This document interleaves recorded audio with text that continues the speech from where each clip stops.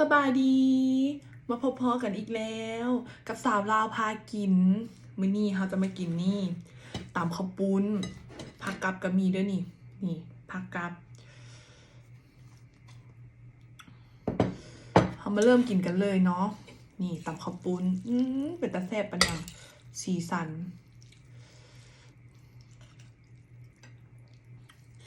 บ่เว้าหลายเนาะ กินเลยหิวข้าวแห้ง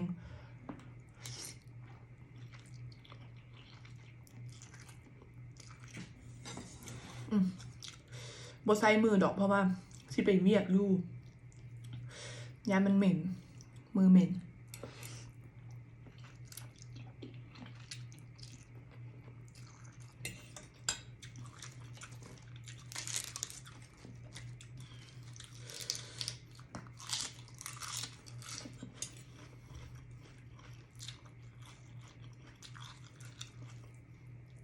มาเด้อมากินน้ำกาม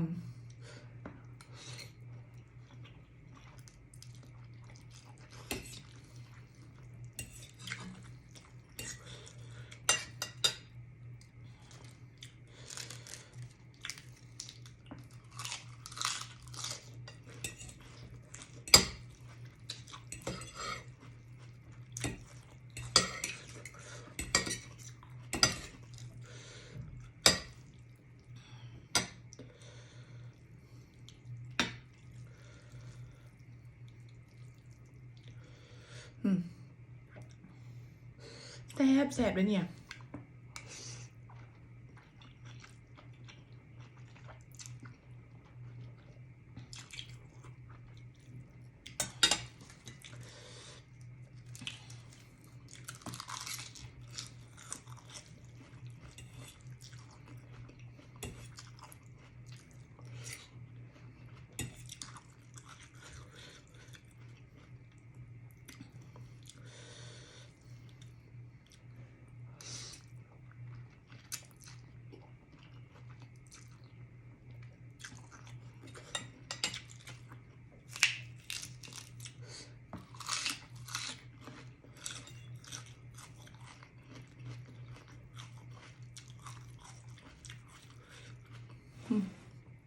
หิวข้าวก็จนสั้น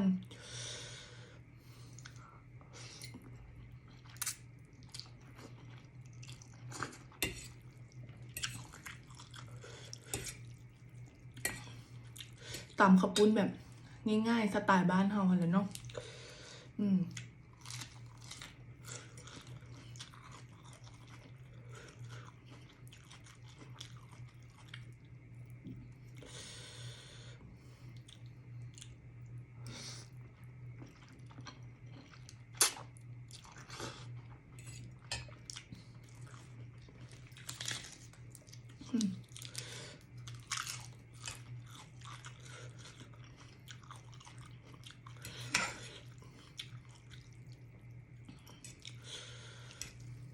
อากาศก็หนาวดิ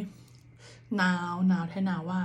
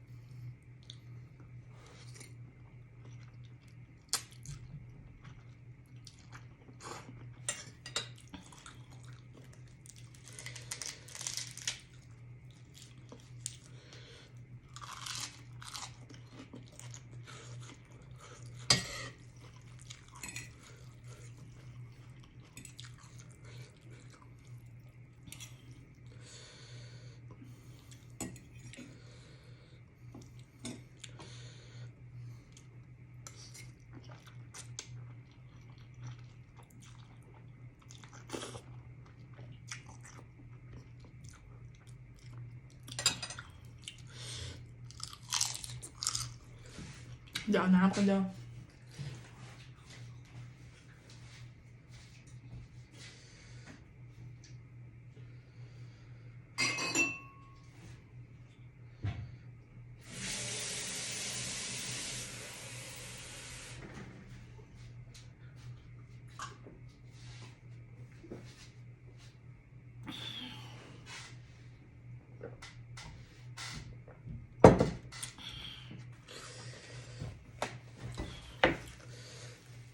ผ็ดอยู่เด้ออากาศก็หนาวแบบเป็นตะไนเด้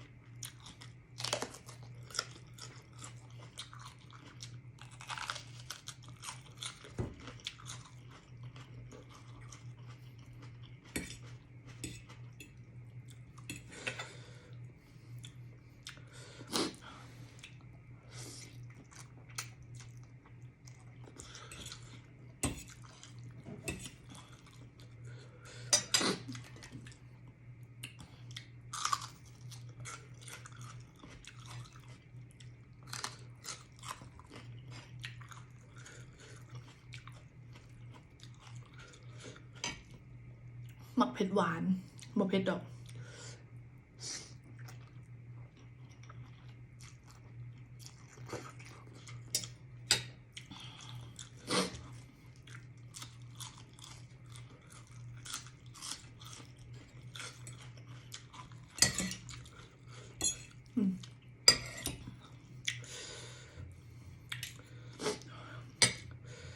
ตำลาย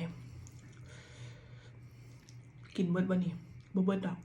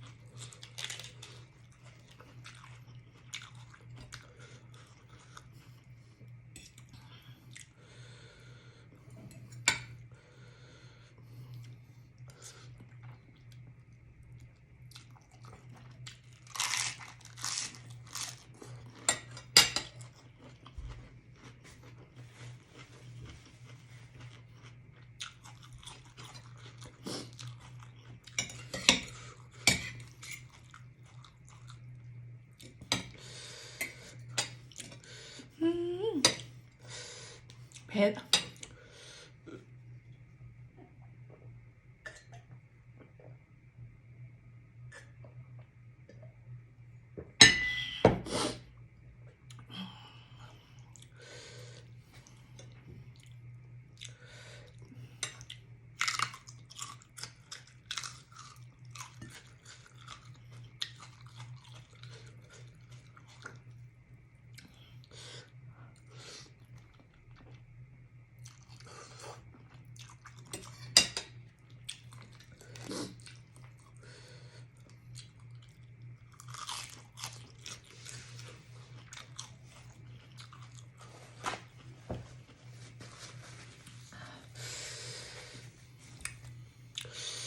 สำหรับ